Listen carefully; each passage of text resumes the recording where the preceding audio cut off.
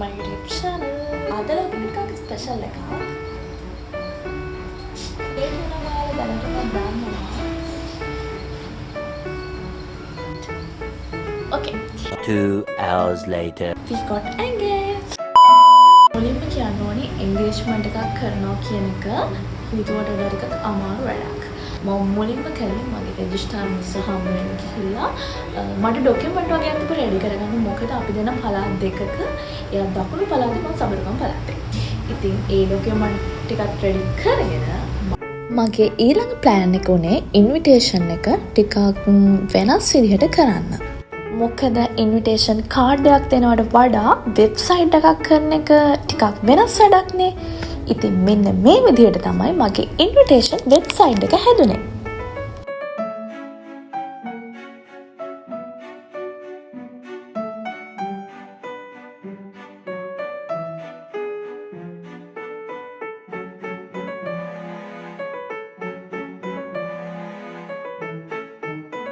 ඉතින් මගේ ඊළඟ ස්ටෙප් එක තමයි ෆ්‍රොක් එකක් තෝරගන්න එක. අමාරුම වැඩේනේ ඉතින්. ඉතින් මං ආවා සීදුවේ මෙන්න මේ ෂොප් එකට. මේකේ ළමයි මාරම ලස්සන ෆ්‍රොක් ගොඩාක් තියෙනවා. ගියපු ගමන් මට මෙන්න මේකට නම් හිත ගියා. ඉතින් මං ඒකත් අරගෙන ඊට පස්සේ මං ආවා පෙටාවල තියෙන මෙන්න මේ ෂොප් එකට. මේක තියෙන සෙකන්ඩ් ස්ට්‍රීට් එකේ. ඉතින් මේකේ ලස්සන ෆ්ලවර්ස් ගොඩාක් තියෙනවා. මං හිතුවා මගේ ෆ්ලවර් බොකේ එක මෙතනට දීලා හදාගන්න. ඊට පස්සේ අපි ආවා හොටෙල් එකට අපේ ෆයිනල් මෙනු එක සිලෙක්ට් කරගන්න. පේනවනේ මුළු හොටෙල් එකම කොළ පාටයි. මාරම ලස්සනයි යන්නේ. මගේ එන්ගේජ්මන්ට් එක අවුට්ඩෝර් ගන්න නිසා ඒ අවශ්‍ය ලොකේෂන් බලලා ඊළඟට අපි ගියා මගේ නේල්ස් කරගන්න. මෙන්න මේ මගේ කොටබදල ඇඟිලි ටිකට අපි බලමු මම කිව්ව විදිහම නේල් ආර්ට් එකක් මෙන්න මේ ගර්ල් දාවිද කියලා. මේ සැලෝන් එක තියෙන කඩවත. ඉතින් මම මේ ලොග් එක එඩිට් කරද්දිත් මේ නේල්ස් ටික ඒ විදිහටම තියෙනවා කිසිම ඩැමේජ් එකක් නැතුව. නේල් ආර්ට් එක නම් පර්ෆෙක්ට්. ඉතින් මේක තමයි මගේ ෆයිනල් ලුක් එක. ඊට පස්සේ මම ආවා කිරිබත්ගොඩ තිලක වර්ධනයකට. මට හීල්ස් දෙකක් ගන්න. මෙන්න මේක දැක්කා ගත්තා. ඊට පස්සේ ආයාවා තවත් අමාරු වැඩකට.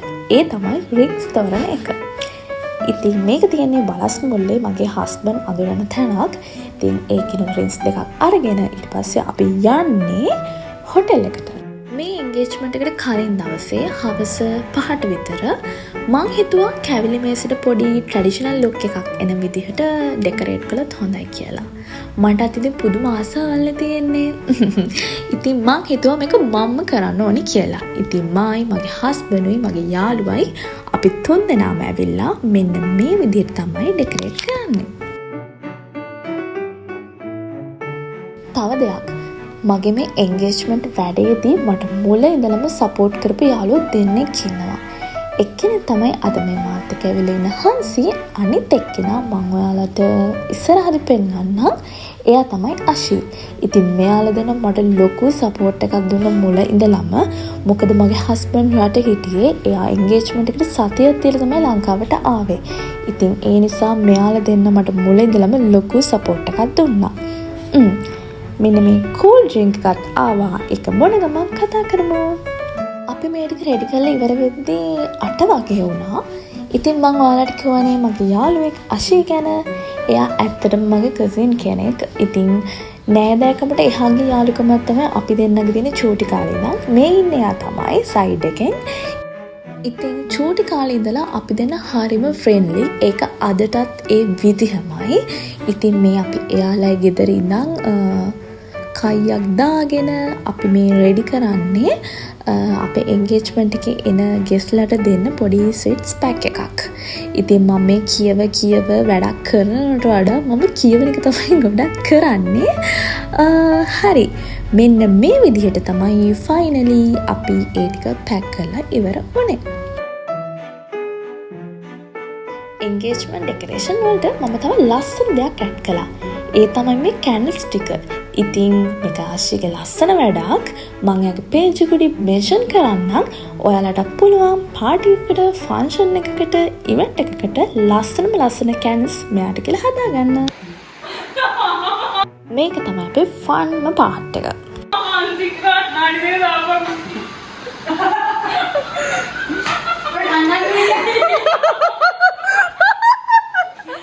අපි 4 දෙනා සෙට් වුණා කියන්නේ ඉතින් ඇත්තට විනාසයි. ඔන්න ඔහොම තමයි අපි 4 දෙනාත් එක්ක පාන්දර 3 වෙනකන් ඔහොම කයක ගහ hina වෙ හිටියේ. ඉතින් ඇත්තටම අහල පහල මිනිස්සුන්ට නිදා ගන්න උනේ නැතුව ඇති. මොකද අපි ඒ තරම් කෑක ගහ මෙන්න මෙහෙම තමයි හතල් එකේ හිටියේ. අපි පාන්දර 3ට ආව සැලොන් එකට. එනකොට උදේම සැලොන් එකේ පිරිත් දාලා තිබුණා. මම ඒකට මාරම ආසයි. හිතට අමුතු ෆ්‍රෙෂ් බවක් දැනෙනවා. මං හිතන්නේ ඔයාලටත් එහෙම වෙන්නේ නැති. ඒත් එක්කම මෙන්න බලන්නකෝ මට අලුත් යාළුවෙක් හම්බුණා. හයි. අනේ. මේ තමයි අපේ මල්ෂා අක්කගේ ලීසා කෙල්ල.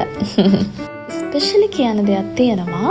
මට මේකප් කරපු අයගෙන් මම මාව ලස්සනටම දැක්කේ මල්ෂා අක්කගේ මේකප් එකෙන්. ඒ තරම්ම මේකප් එක පර්ෆෙක්ට්. දැන් බලමු මගේ ෆයිනල් ලුක් එක. 2 hours later.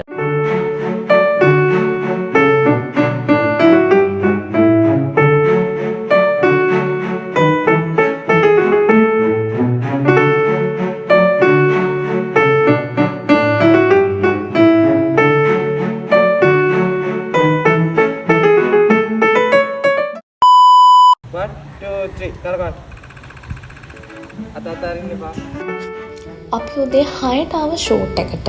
එනකොටම පොඩි පොදයක් තිබ්බා.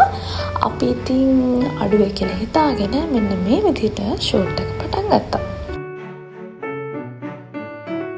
මෙන්න මේ විදිහට තමයි ෆයිනලි එයාලා මගේ කැවිලි මේසේ ඩෙකොරේට් කරලා තිබ්බේ. හිතුවට වඩා ලස්සනට ඇවිල්ලාගෙන මේක තමයි අපේ එන්ගේජ්මන්ට් කේක් එක. ඒක හරිම සිම්පල් කේක් එකක්. ඉතින් මට ඕනි විදිහටම ඒක යාලා ඩිසයින් කරලා තිබ්බා.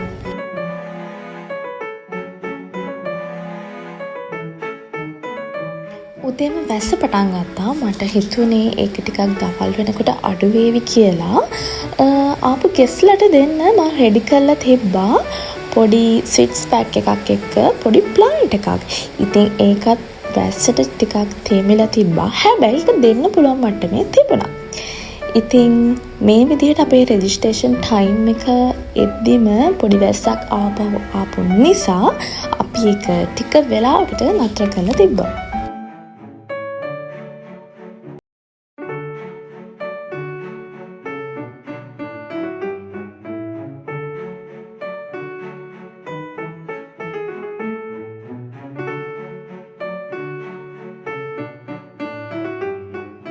Two hours later. වැස්ස ටිකක් අඩු වෙද්දිම අපි ඉක්මනටම අපේ රෙජිස්ට්‍රේෂන් වැඩ ටික පටන් ගත්තා. මොකද එදා කඩින් කඩ මුළු දවසෙම වැස්ස තිබුණ නිසා. ඔන්න ඉතින් මම මේ විදිහට මගේ යාළුවන්ට වදදිදී මම එක එක ඇන්ගල් වලට ෆොටෝස් වීඩියෝස් ගත්තා. ඉතින් හැමදාම එන්නේ එක දවසයි නෙන්නේ. ඒ නිසා මම ඒක ඇතිතරම් එන්ජොයි කළා.